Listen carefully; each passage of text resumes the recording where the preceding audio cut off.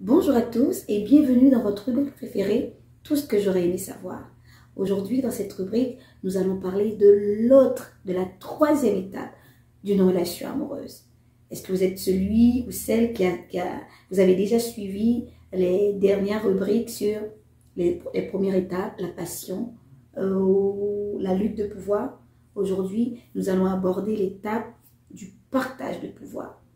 Alors, si vous voulez avoir plus d'informations, restez des nôtres, restez branchés. Partagez, partagez, partagez dans vos réseaux sociaux et revenez-nous après la pause.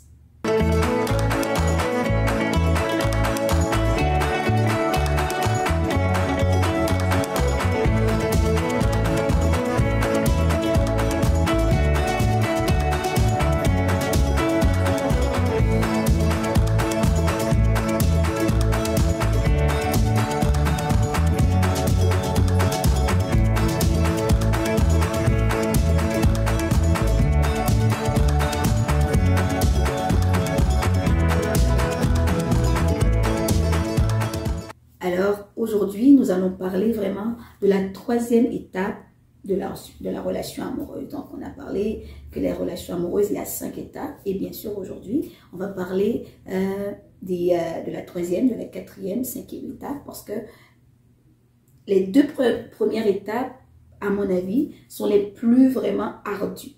Et quand quelqu'un a passé la première et la deuxième étape et que voilà, je pourrais dire, vous êtes encore là, c'est que on peut passer à l'autre étape parce qu'il y a un travail qui a été fait. Et je pense que, et même quand ce travail n'a pas encore été fait et que vous êtes aujourd'hui branché avec nous, je pense que cette étape, vous allez comprendre que il y a le partage du pouvoir, il y a aussi l'engagement, il y a aussi l'ouverture. Donc, les deux étapes, j'ai pris vraiment le temps de prendre le temps de parler de chacune de ces étapes parce que pour moi, comme il y a beaucoup de couples qui restent enlisés dans ces deux premières étapes parce que je dirais, j'appellerais ces deux étapes, c'est ça passe ou ça casse. Ça passe ou ça casse. Qu'est-ce que les recherches nous disent? Que après l'étape de la passion, 50% des couples, finalement, malheureusement, finissent par divorcer. Dans les 50%, il y a 30% qui restent dans le couple. Il y a une sorte de résignation. Ils restent pour toutes sortes de raisons, mais la première raison valable qui est la relation amoureuse, parce qu'ils s'aiment, parce qu'ils se sont aimés, parce qu'il y avait eu de la flamme, ils sont là, ils sont résignés. Peut-être qu'ils ne savent plus comment faire pour faire perdurer la flamme du début. Mais vous allez voir, si vous restez dans cette rubrique, peut-être que vous allez avoir des trucs pour rester enflammé dans votre relation. Donc, il y a l'étape qu'on avait dit, la lutte de pouvoir, on avait parlé. Il y a aussi, aujourd'hui, on va parler le partage du pouvoir. Le mot le dit, l'expression le dit. Le partage du pouvoir, c'est quoi? C'est vraiment l'étape, oui, c'est vrai, on était passionnés l'un pour l'autre. Je pourrais même dire que cette passion n'était pas une passion qui était intentionnelle. C'était plutôt une passion naturelle. Donc, le fait que c'est naturel, ça veut dire comme si quelque chose qu'on n'a pas beaucoup travaillé là-dessus. C'est tout à fait normal, c'est naturel. Mais si vraiment vous êtes là à nous écouter, c'est parce que vous voulez vraiment faire perdurer votre couple. Vous voulez vraiment qu'il y ait un changement dans votre couple. Vous voulez vraiment envoyer votre couple à un autre niveau. Donc, cette rubrique est pour vous. Donc, le partage du pouvoir, c'est vraiment là où les couples réalisent que tout simplement, je peux accepter l'autre tel qu'il est. Avec la lutte de pouvoir, on se bat à savoir, à changer l'autre, à vouloir faire en sorte que l'autre soit comme on voudrait qu'il soit, l'autre soit comme on voudrait qu'elle soit. Puis on se rend compte que si ça ne casse pas, mais qu'est-ce qu'on fait? Mais si ça ne casse pas, qu'est-ce qu'il faut faire? C'est l'acceptation. Je n'ai pas à changer l'autre. Comme dit quelqu'un, regarde, si ça fait 30 ans, que la personne a 30 ans, 40 ans, et ses parents n'ont pas changé, je ne sais pas. Pourquoi si moi, en tant qu'époux, épouse, qui doit changer cette personne? Est-ce que vous voyez où est-ce que je veux en venir? Donc, l'acceptation est de mise. L'acceptation est vraiment l'étape vraiment importante pour emmener votre couple à un autre niveau. Donc, en acceptant l'autre, avec ses défis, en acceptant l'autre avec ses forces. Donc, c'est vraiment de cette façon-là que chacun puisse devenir un joueur passionné pour la relation, un joueur passionné pour faire avancer, comment je pourrais dire, l'équipe, pour faire avancer la relation de couple. Parce que chaque joueur chaque personne dans le couple, pour moi, je le vois comme j'aime ça mettre des images. C'est comme une personne dans une équipe, c'est comme un joueur. Pas dans le mauvais sens, un joueur compulsif et autres, mais un joueur vraiment qui donne son 100%. Pour donner notre 100%, peu importe où est-ce qu'on est, il faut qu'on soit à notre place. Et là où est-ce qu'on est à notre place, c'est là où est-ce qu'on est à l'aise. Là où est-ce qu'on est à notre place, c'est là où est-ce qu'on est nous-mêmes. Quelqu'un qui joue au hockey ou au soccer, il est bon comme gardien de but, puis non, on veut le transformer en comment je pourrais dire, quelqu'un qui fait des buts. Non, il est gardien de but. Il est là pour attraper le but. Donc, lorsqu'on est là à notre place, avec nos forces, nos faiblesses, notre potentiel est quintuplé. Donc, c'est la même chose dans le couple, pour ma part. C'est comme ça que je le vois, l'avoir vécu.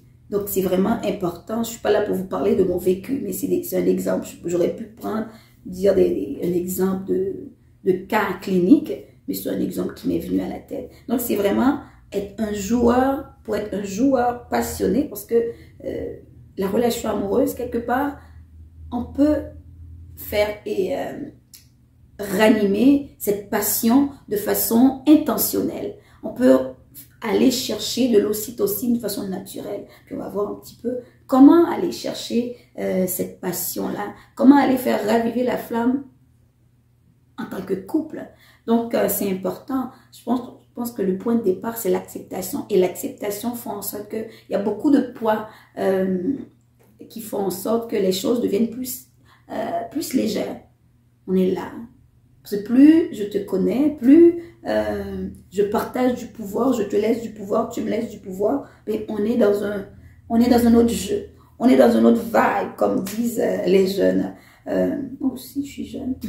On est dans un vibe. On est vraiment dans un autre niveau d'attention avec l'autre. Je l'accepte tel qu'il est. On se partage, on se découvre. Et c'est là que on va rentrer en acceptant l'autre. On va rentrer dans une autre étape, ce qu'on appelle l'engagement. Le partage du pouvoir, on s'accepte. Et plus j'accepte l'autre, plus je vais découvrir, je lui laisse le potentiel d'être lui-même. Le potentiel de devenir tout ce que la personne veut. C'est pas un esclave. Donc, la personne, pour vraiment être utile dans la relation, il faut qu'il y ait de la place, l'espace pour qu'il soit lui-même. Pour qu'il soit lui-même, qu'il puisse expérimenter des choses, faire des essais, des erreurs. Et c'est correct, c'est tout à fait normal. Donc, c'est vraiment en ayant cet état d'esprit dans le couple, que l'autre s'épanouisse tel qu'il est, avec ses forces et ses faiblesses, il va pouvoir emmener la relation à un autre niveau. Le niveau qu'on appelle l'engagement. L'engagement où, waouh, cette personne que je vois devant moi, je le connais, il y a comme une intimité qui se développe entre nous. On a beaucoup d'affinités ensemble. Ça ne veut pas dire qu'il faut toujours avoir les mêmes goûts, mais on partage des choses ensemble.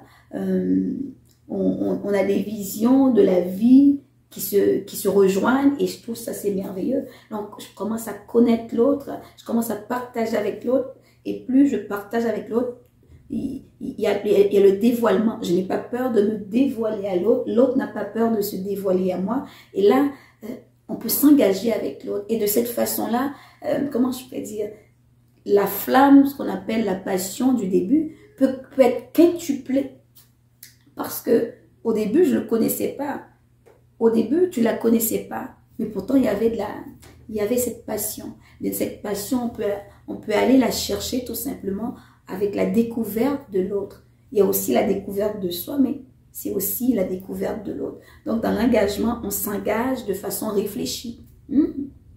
Cette personne, cet homme, cette femme, tu peux tout simplement dire, il ou elle me plaît parce que je la connais. Ça ne veut pas dire que tu la connais à 100%. Il n'y a personne sur cette terre qui se connaît lui-même à 100%. Il se découvre. Donc, dans cette découverte, il se laisse découvrir par le partenaire, par la partenaire, puis c'est quelque chose de merveilleux. Parce que à cette étape-là, on peut s'engager. Et c'est sûr que la plupart des couples, comme on dit, comme disent les recherches, ils s'engagent tout simplement dans la période de la passion. Mais ça ne veut pas dire que c'est fini, on ne peut plus raccommoder les choses. Mais plus le temps passe dans la relation et on atteint ce niveau d'engagement, on atteint ce niveau d'ouverture à l'autre, la relation va aller à un autre niveau. L'autre niveau, c'est l'ouverture. Je trouve que c'est merveilleux. Quand, par exemple, on a passé toutes ces étapes, comme je vous dis, c'est pas toutes les personnes qui passent toutes ces étapes, l'un après l'autre. Oh, dans quelle étape je suis rendue? Non, pas nécessairement. C'est au fil des temps. Il n'y a pas de temps, il n'y a pas un temps précis pour dire, mais là, je vais vivre la passion, puis après 3 ans, je vais vivre quoi? Non. Donc, c'est vraiment, tout le monde ne le vit pas à un même degré, à un même niveau. Mais je trouve ça vraiment important. Je voulais vraiment prendre le temps de vous parler des 5 étapes. Donc, on avait parlé de passion. Pour moi, c'était important de prendre au moins un bon temps pour parler de passion. On a parlé de la lutte de pouvoir. Beaucoup de couples restent dans cette étape et malheureusement, le couple finit par se dissoudre et arriver à un divorce. Et à le partage du pouvoir. Ça, c'est vraiment le partage du pouvoir, c'est quelque chose de merveilleux quand on arrête de tirer sur l'autre, on arrête de transformer l'autre, on l'accepte tel qu'il est. Il y a l'engagement, on s'engage vers une personne qu'on connaît vraiment. Qui connaît vraiment une personne en réalité? Mais on s'engage avec cette personne parce qu'on la connaît, on veut la connaître davantage. Et l'ouverture, c'est l'étape où on peut être aussi, on peut s'ouvrir dans le sens que être des modèles pour les autres. Et c'est merveilleux. Et avant de quitter cette rubrique, je vais juste vraiment faire un petit résumé. Ce que un psychologue américain, Sternberg, nous a parlé vraiment, à faire ressortir 3 éléments importants qu'il faut retenir, qui font vraiment durer la relation, la base même d'une relation amoureuse. Sternberg a parlé vraiment des 3 composantes.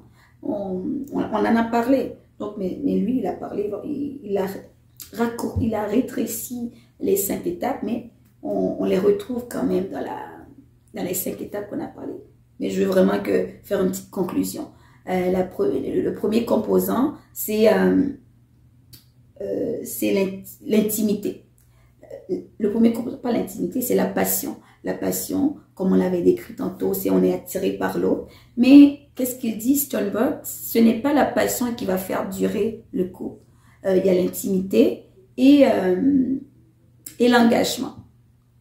Donc, ce n'est pas la passion, comme on peut penser, qui est la base même du couple. C'est plutôt l'intimité. C'est quoi l'intimité? L'intimité, c'est vraiment justement le fait de connaître l'autre.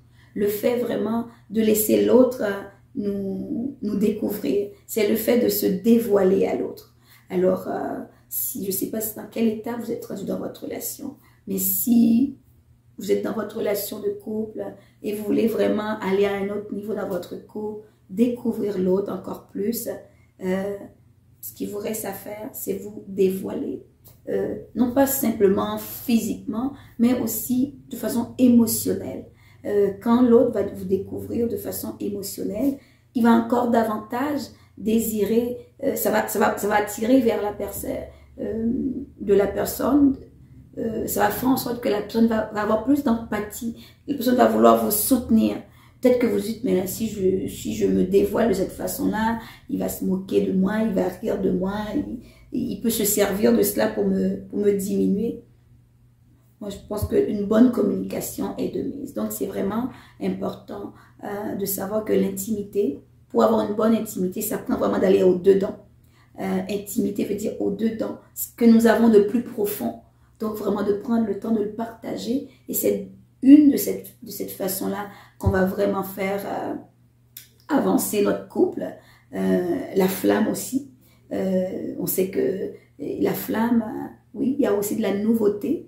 Pour faire perdurer notre couple, il faut aller chercher la nouveauté. La nouveauté, autant physique, vous imaginez les choses, autant physique, faire prendre soin de soi, ajouter un élément de nouveauté, autant émotionnel, se découvrir, se montrer vulnérable, sensible.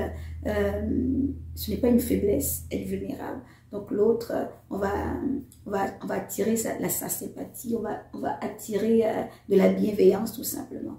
Donc, si cette capsule vous a aidé, n'hésitez pas tout simplement à la partager dans vos réseaux sociaux.